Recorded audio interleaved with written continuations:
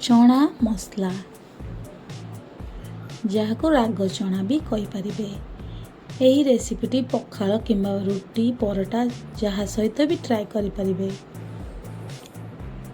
नमस्कार बंधु माने, आज रेसिपीटी हूँ राग चना। जदि मो चैनल रे नुआ अछंती ताले चैनल को सब्सक्राइब करंतु, लाइक शेयर कमेंट भी करंतु।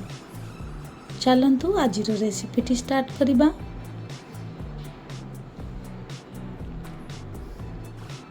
वेलकम टू माय चैनल रोसई बोध सरिता। चना मसला बनेवा पाई मुझे गोटे पाव चना नहीं। चना को 4 ରୁ 5 घंटा बतुराई नहीं। मीडियम साइज रो 3टी आलू प्रथमे गोटे प्रेशर कुकर रे चना और आलू को पकई देबा। हाफ चामच लूण ऐड करिबा। चना बुड़ीला भली पानी दे देबा। सेतिरे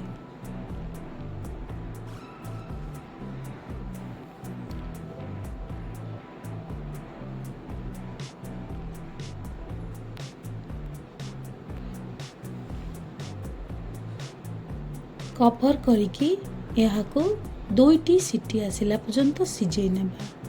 मन रखिबे चना को बेसी सिझेइबेनी। राग चना रे अल्प सिझिले ही टेस्ट भल आसिबो। गैस रे बसई देबा प्रेशर कुकर को। देखंतु एठी 2टी सीटी हेई आसिलानी। एथर यहाको बाहर कवर को बाहर करि नेबा। परफेक्ट भावरे चना आमर सिझी आसी।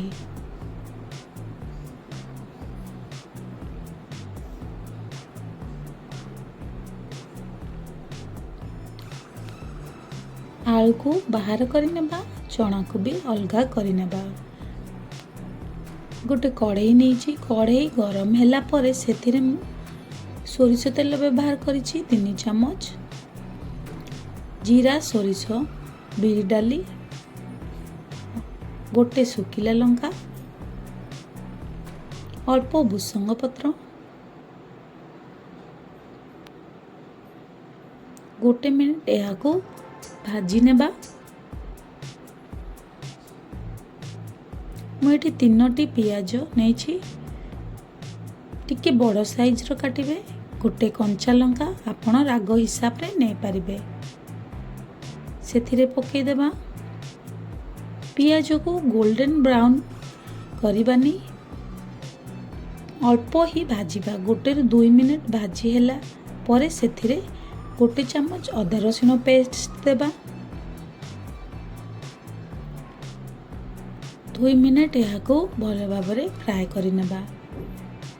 देखंतु एठी अल्प कसी हैलानी। सेथिरे चना सिझेई रखिथिबा चना को पकई देबा।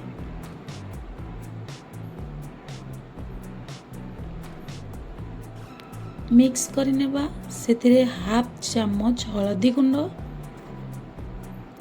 गोटे चामच लंका गुंड, गोटे चामच धनिया गुंड, एटी घरे बनैथिबा गरम मसला नहीं गोटे चामच, स्वाद अनुसार लुण, अल्प पानी ही रखिथिबा चना रे जहाँ द्वारा मसला भल भाबरे गोळे आसीबो। गैस को हाई मीडियम रे रखिबा। सेथिरे आलू को सिझेई रखिथिली सेथिरे मीडियम साइज रो काटिकी पकई देबा।